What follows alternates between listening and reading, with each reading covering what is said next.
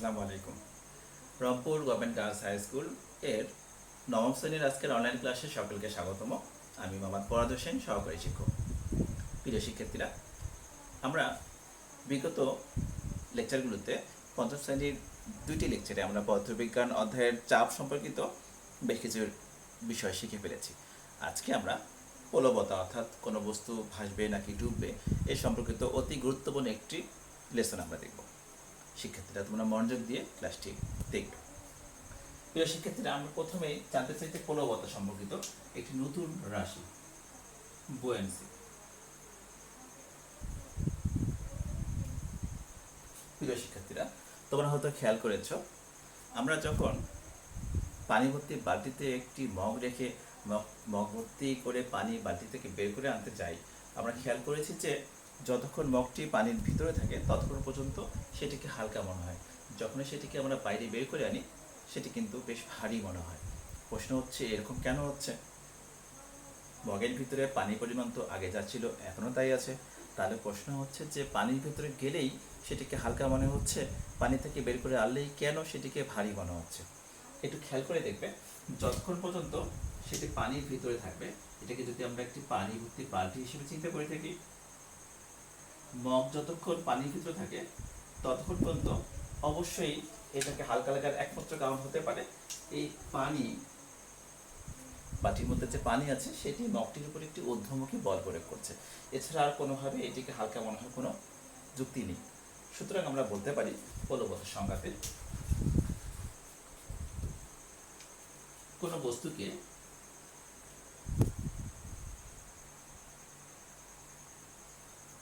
স্থির, তরল বা বায়বীয় পদার্থের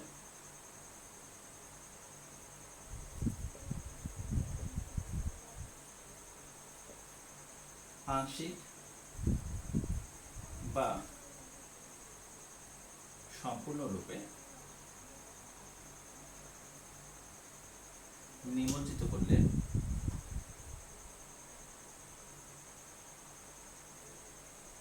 বস্তুটির উপর ওই তরল বা বায়বীয় পদার্থ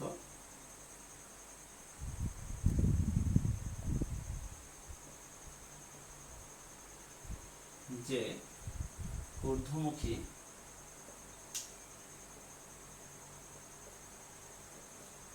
লব্ধি বল প্রয়োগ করে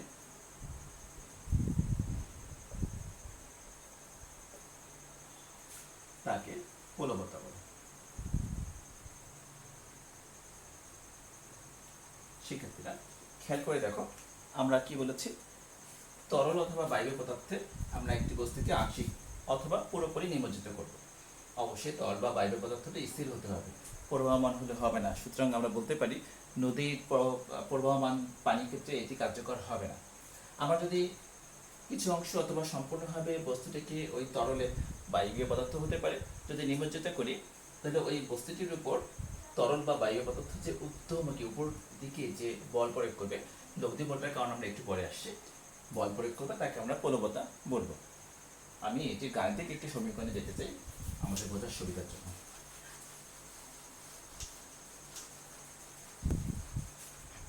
আমরা ধরে নিলাম একটি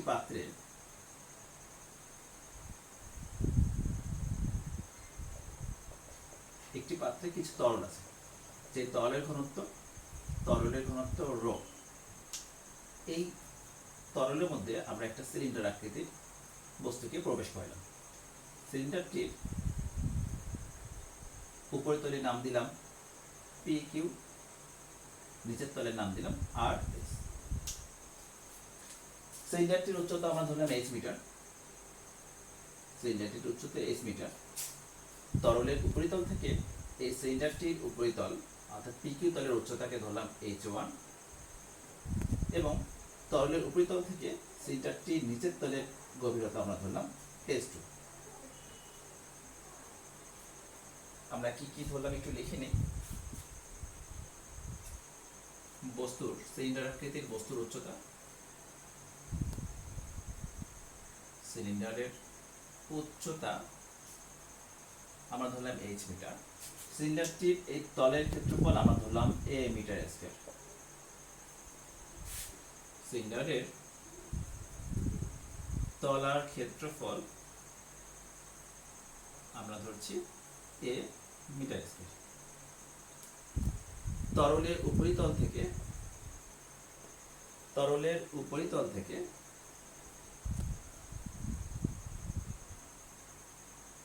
পিকিউ পৃষ্ঠের গভীরতা আমরা ধরছি h1 মিটার এবং তরলের উপরিতল থেকে আরএস পৃষ্ঠের গভীরতা আমরা ধরছি h2 মিটার। এবার আসো শিক্ষার্থীরা, পিকিউ পৃষ্ঠে কি পরিমাণ বল অনুভূত হচ্ছে এই তরলের জন্য সেটা যদি আমরা বের করতে চাই, আমরা কি লিখতে পারি?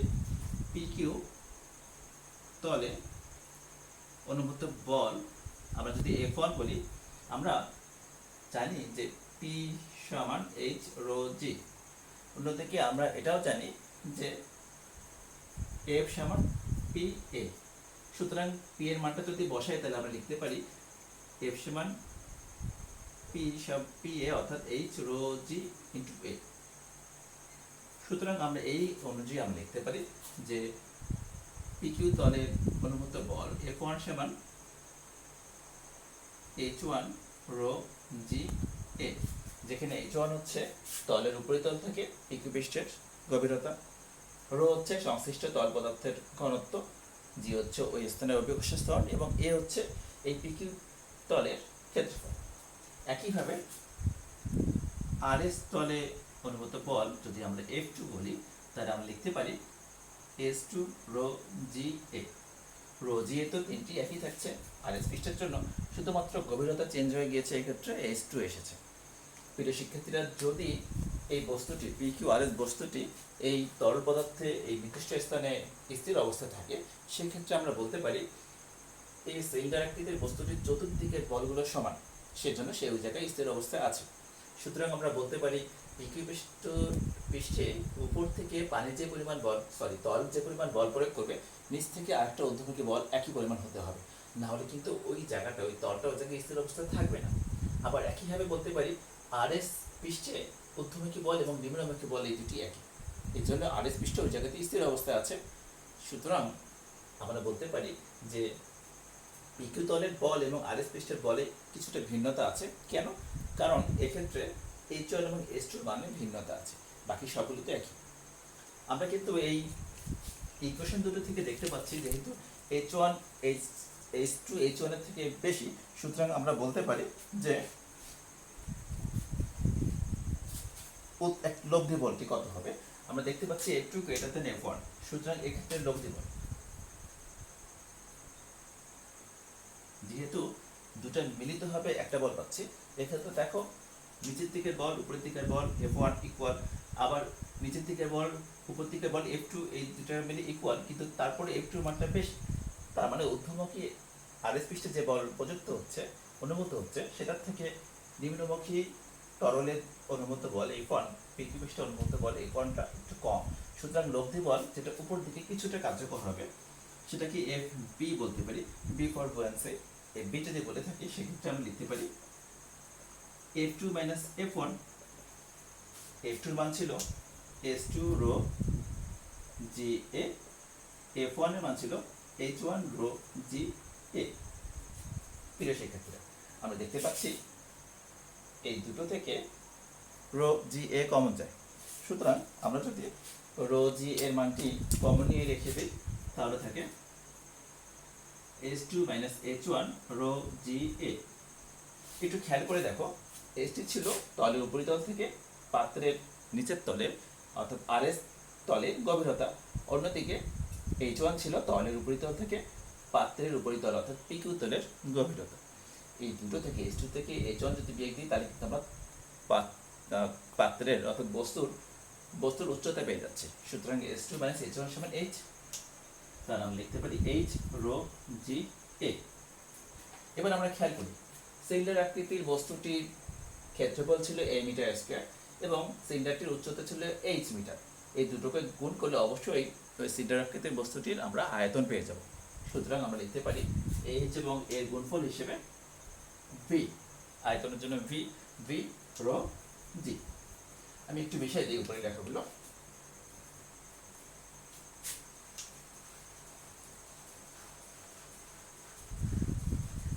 দেখো আমরা কিছুক্ষণ আগে বলেছিলাম যে লব্ধি বল বলার কারণটা কি। আমরা দেখতে পাচ্ছি যে এই বলটা, ঊর্ধ্বমুখী বলটাকে আমরা বিয়োগ করে নিয়ে আসতেছি, এই জন্য আমরা লব্ধি বল বলতেছি। লব্ধি বলের মানটা আমরা পেয়ে গেছি, এ বুয়েন্সি ইকুয়াল বি রো জি, যেখানে বি হচ্ছে বস্তুর আয়তন। সিলিন্ডার আকৃতির বস্তুর ক্ষেত্রে দিয়েছিলাম সেই বস্তুর আয়তন।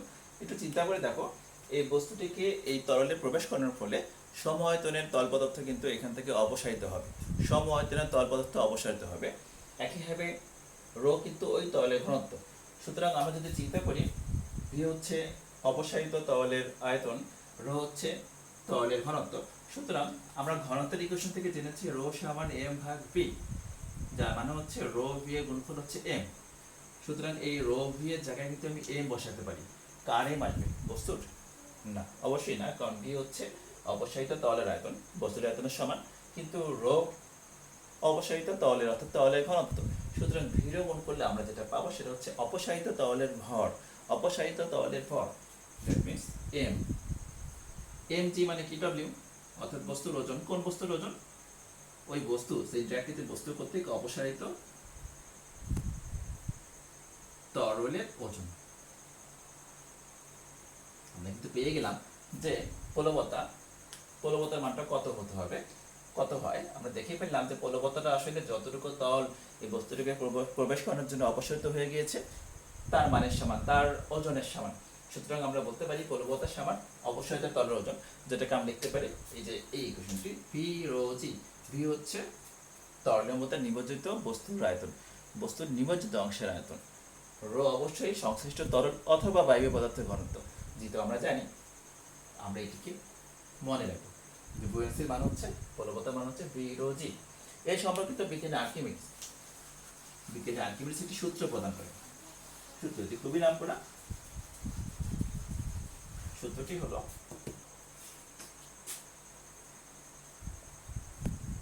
আর্কিমিডিসের সূত্র। প্লবত সময়ের মধ্যে বিজ্ঞানী আর্কিমিডিস সূত্রটি প্রদান করেছেন, কিছুটা মিল আছে। উনি বললেন কোন বস্তুকে স্থির তরল বা বায়বীয় পদার্থে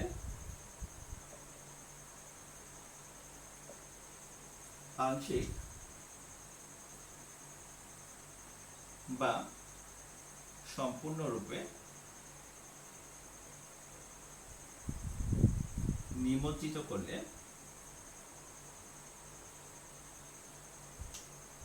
বস্তুটি কিছু ওজন হারায় বলে মনে হয়।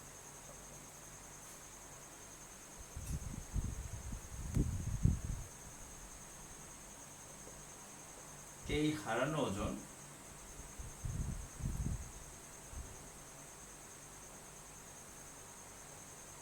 বস্তু কর্তৃক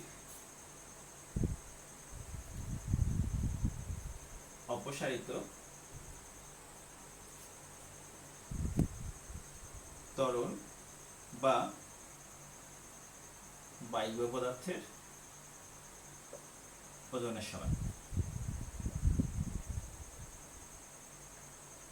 আমরা কিছুক্ষণ আগে প্লবত সংজ্ঞাতে দেখেছি যে অপসারিত তরলের ওজন হচ্ছে ভি রো জি। আমরা আবার নতুন করে আর্কিমিডিসের সূত্র দেখতে পাচ্ছি যে যতটুকু ওজন হারায় সেটা আবার ওই অপসারিত তরল বা বায়বীয় পদার্থের ওজনের সমান। সুতরাং আমরা বলতে পারি প্লবতা, যেটা হচ্ছে অপসারিত তরলের ওজন, সেটা হচ্ছে বস্তুর হারানো ওজন। অর্থাৎ বস্তুটিকে স্বাভাবিক অবস্থায় আমরা ওজন করার পর যদি তরল পদার্থে অথবা বায়বীয় পদার্থে নিমজ্জিত করে ওজন করি, এই দুটোর যে পার্থক্য, অর্থাৎ যতটুকু ওজন হারায় সেটা হচ্ছে যতটুকু তরল বা বায়বীয় পদার্থে ওই বস্তুটি অপসারণ করে তার ওজনের সমান হয়।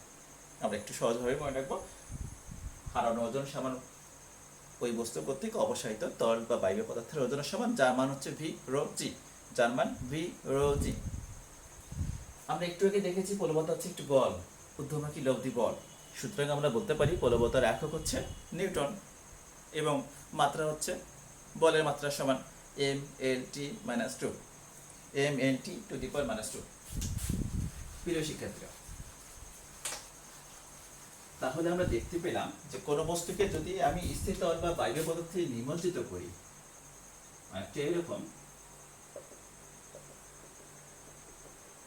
এরকম কোন একটি তরলে যদি নিমজ্জিত করি একটি বস্তুকে, তাহলে এই বস্তুটির উপর দুটি বল কাজ করে। নাম্বার 1, বস্তুটির ওজন খেলা নিচে থেকে ক্রিয়া করবে। নাম্বার 2, এই বস্তুটির উপর ক্রিয়াশীল বলবৎতা, সেটিকে আমরা W1 বলতে পারি অথবা AP ও বলতে পারি।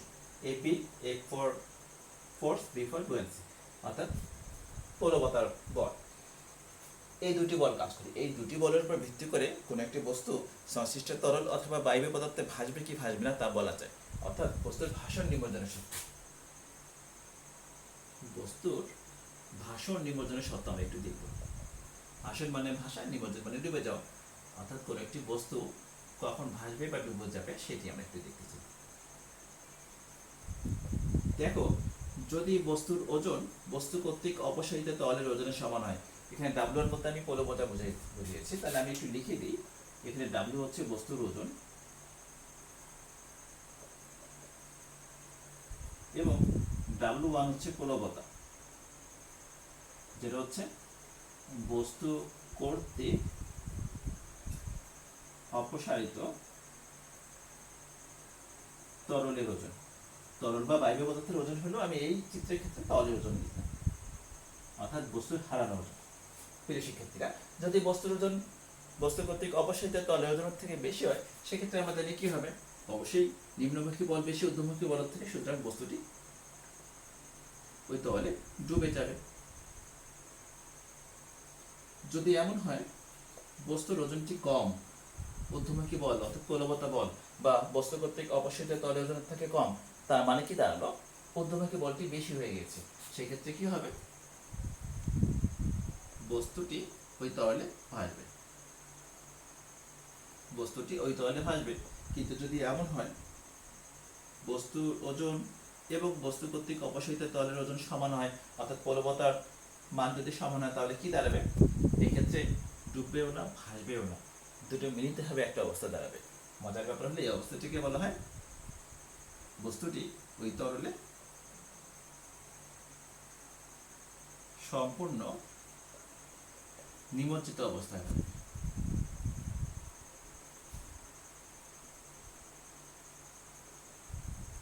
আমরা যদি চিত্রের মাধ্যমে এটাকে দেখতে চাই, 1 নম্বর কন্ডিশনটা অনেকটা এরকম দাঁড়াবে। বস্তুটি এই জায়গায় থাকবে, আমরা দেখতে পাচ্ছি এক্ষেত্রে বস্তুটি ডুবে গিয়েছে। 2 নং চিত্রে বলা হচ্ছে বস্তুটি ভাসবে, তার মানে চিত্রটি অনেকটা এরকম হবে।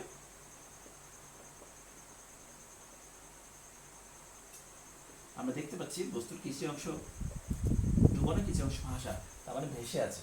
একটি বস্তু সম্পূর্ণভাবে 100% কখনোই ভাসে না, কিছুটা কিছু অংশ তার নিমজ্জিত থাকবেই। এটিকে অন্যভাবে বলা যায় আংশিক নিমজ্জিত অবস্থা ভাষা, শুধু ভাষা বললেও হবে।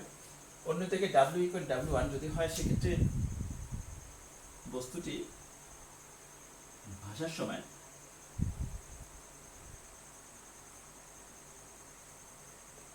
সময় দেখা যাবে যে তার উপরের প্রান্তটি ওই তরলের লেভেলেই থাকবে। দেখো, যদি বলি এটি ভেসে আছে, তাহলে প্রশ্ন হচ্ছে এটি ভেসে থাকলে কেন এই বস্তুটিকে তরলের উপরে দেখা যাচ্ছে না? সুতরাং আমরা ভাষা ঠিক মতো বলতে পারছি না। যদি বলি এটি ডুবে আছে, তাহলে প্রশ্ন হচ্ছে এটি কেন নিচে যায়? সুতরাং না ভাসছে না ডুবছে, এটি দুইটার মিলিত একটা রূপ। এই ডুবে আবার ভেসে আছে, এই জন্য আমরা বলেছি এটিকে সম্পূর্ণ নিমজ্জিত অবস্থা ভাসবে। সুতরাং এই তিনটি অবস্থার প্রেক্ষিতে বস্তুর ওজন এবং বস্তুর হারানো ওজন, বস্তু কর্তৃক অপসারিত তরলের ওজন, এই দুটিকে খেয়াল করে আমরা কিন্তু বলে দিতে পারি একটি বস্তু ভাসবে নাকি ডুববে, খুব সহজে বলে দিতে পারি। আমরা বস্তুর ওজন সমান জানি mg, অন্যদিকে বলবৎতার মান বা অপসারিত তরল ওজন সমান জানি v rho g। v হচ্ছে সংশ্লিষ্ট বস্তুর যতটুকু অংশ ওই তরলে নিমজ্জিত থাকবে, rho হচ্ছে ওই তরলের ঘনত্ব, g হচ্ছে অবিকর্ষ স্থল। সেক্ষেত্রে আশা করি তোমরা বুঝতে পেরেছ।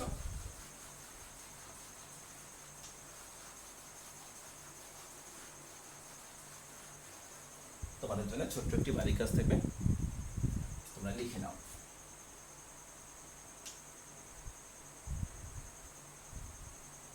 একটি বস্তুর ভর 2 কেজি। বস্তুটি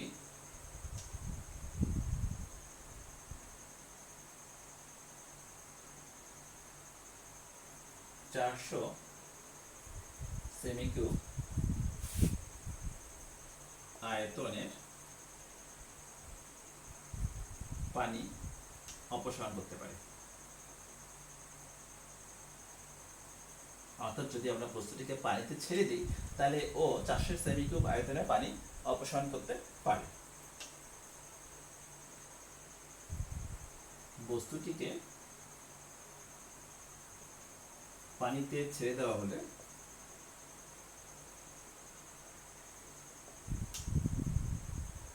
তা ভাসবে নাকি ডুবে যাবে। পানির ঘনত্ব